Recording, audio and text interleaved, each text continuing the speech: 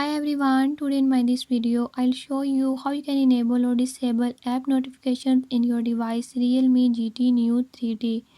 In this device, if you're having any issue like you're not seeing app notification setting or if you're not receiving any app notifications, I'll tell you a few tips and tricks that you can use to fix it.